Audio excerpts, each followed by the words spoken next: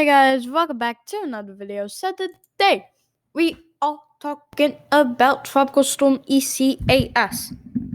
This is my second video on Tropical Storm Isaias. It was a hurricane brief moment, but now it is forecasted to only be a tropical storm and no longer a hurricane. But hurricane strength and hurricane wind gusts are still a possibility for this storm. That is definitely still truth, that it still is a possibility. So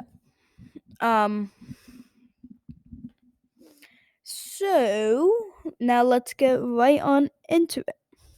So these are all the key messages. You guys can just read it. I'll just wait a few seconds, pause it if you need to. But now we are going on over to the next thing.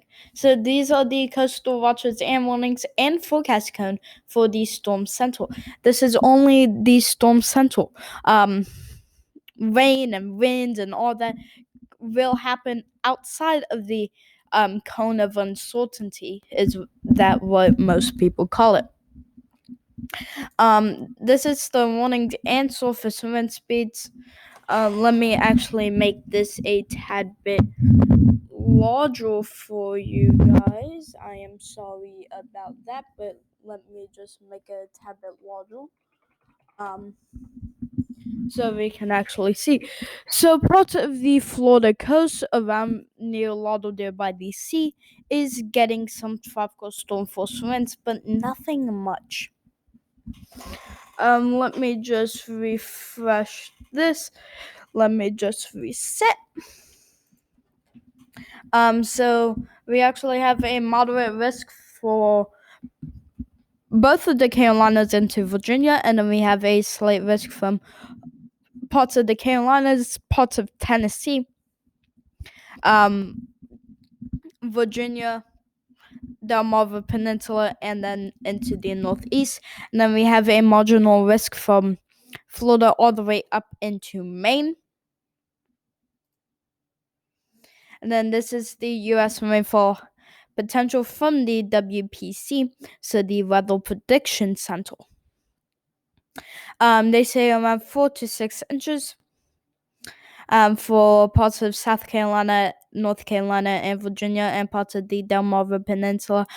But also, rain might vary to possibly up to double digits is possibly possible. That's a lot of possibilities. But most of the rain is forecasted to be around 2 to 4 inches, and then definitely locally spots could be higher. So this is the peak storm surge forecast graphic. Of course, this is not the most accurate. Of course, it could be higher, but from Jupiter Inlet all the way to Edisto Beach is around 1 to 3 feet. From Edisto Beach up to Cape Fear is around 2 to 4 feet. This is the storm surge warning plus graphic. Storm surge watch / warning. We only have a storm surge watch from Edisto Beach all the way to Southport and or Cape Fear, however you want to say it. And this is the 0 to 3 day most likely arrival time of tropical storm force winds. I will not be doing the earliest reasonable. I will be doing that maybe in a later video, but definitely not now. So, Sunday 2 p.m. to Sunday 8 p.m. is around for north of Lake Okeechobee for tropical storm force winds. From Sunday 8 p.m. to Monday 2 a.m. is for around Melbourne. It's supposed to feel tropical storm force winds Monday 2 p.m. to Monday 8 a.m. No, Monday 2 a.m. to Monday 8 a.m.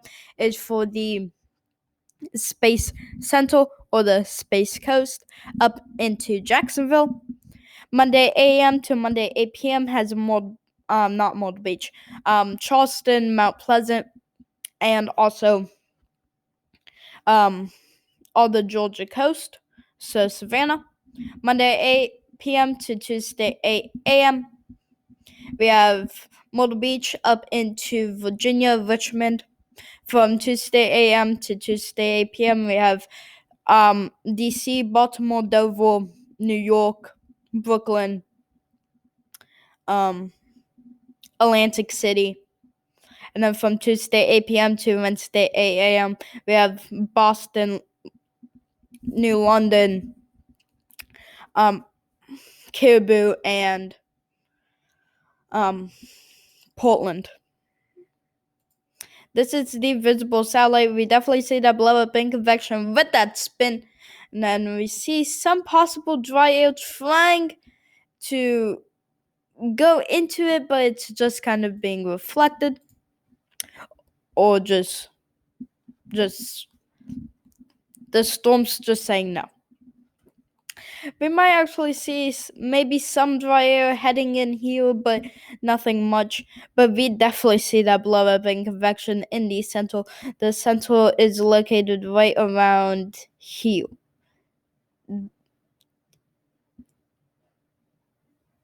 Here is where the central is located at the moment. And then the dry air with the moisture, or the moist air, you could say. Well, this is the water vapor. Definitely you see here is where the storm is located. But mostly around this general area, we don't really have a lot of water vapor, which might actually help it die on down before it makes landfall A in the Space Coast or B in the Carolinas. So the Tropical Storm Isaias model track guidance is mainly for Florida all the way up into the northeast. I would definitely agree with all these models. This is what the Gfs model shows, so also known as the GFS model, but this is what the Gfs model shows for this storm. So, from 1001 millibars down here, it's actually supposed to strengthen, maybe, but it would be a subtropical storm. Well, not a subtropical storm, a post-tropical cyclone. So, most of these models say possible landfall in the Space Coast. So, at the Cape Canaveral Space Center, which, if it did not launch, if the Mars Perseverance rover has not launched already, it would be denied a few days. And actually, due to that, Robert Behnken, and Douglas Hurley are actually coming down. They actually had to change the spot for landing from around Jacksonville, around the east coast of Florida for the Atlantic, actually into the Gulf of Mexico.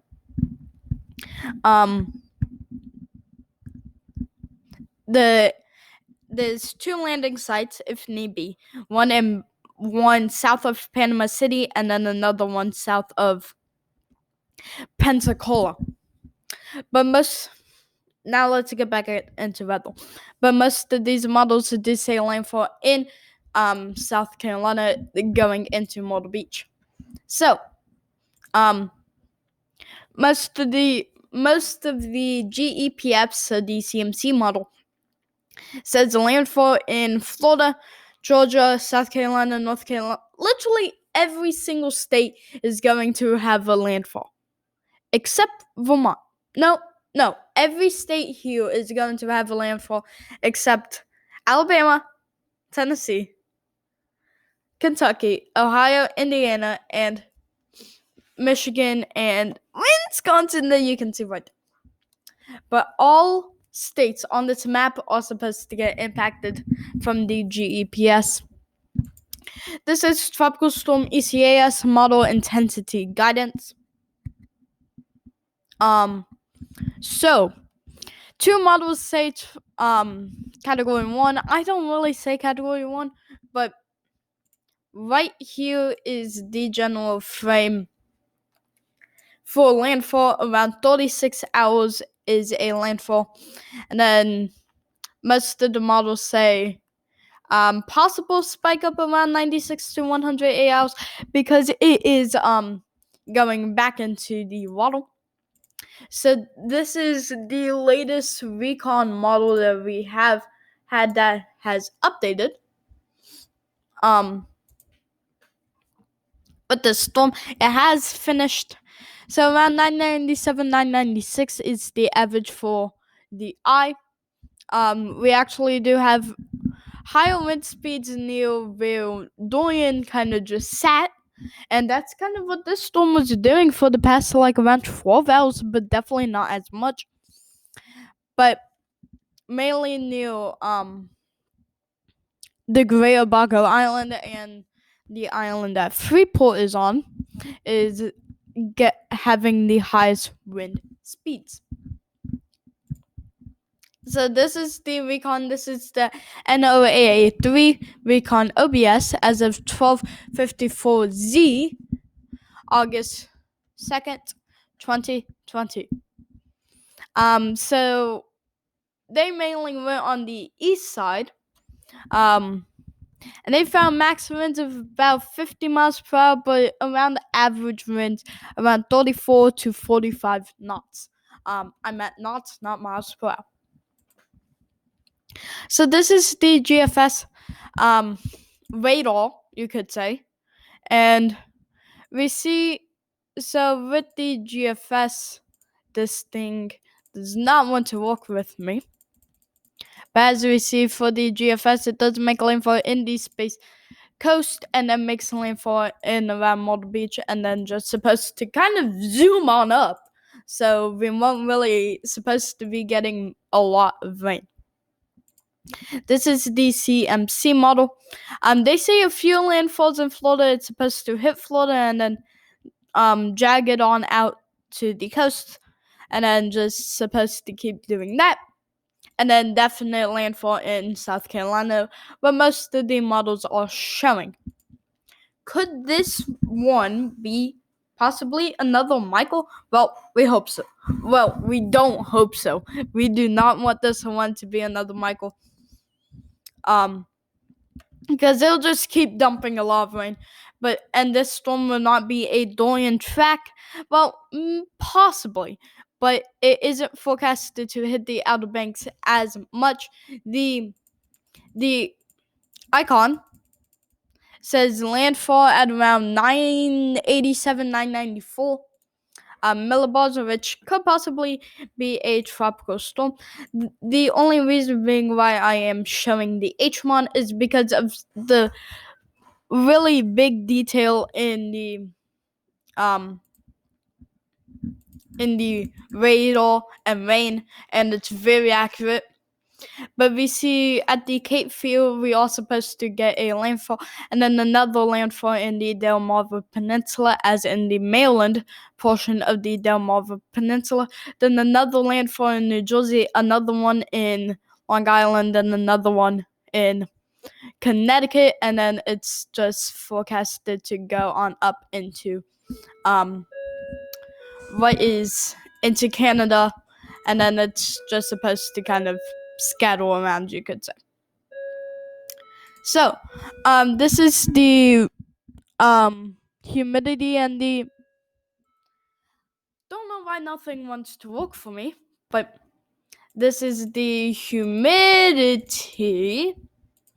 and the humidity actually looks pretty good. And then that is the disturbance, which could possibly be Josephine, but whenever it reaches and gets kind of collided by the cold front, it will have less humidity, which will make it die down, and also land is going to also make it die down. So this is the wind shear. The wind shear is the main reason why the storm really isn't strengthening as much. the wind shear is just way too high for the storm, mainly on the northern side, and that is where mainly all the rain and all that is. But most of the wind is actually on the southeast quadrant, around 30 nautical miles, and on the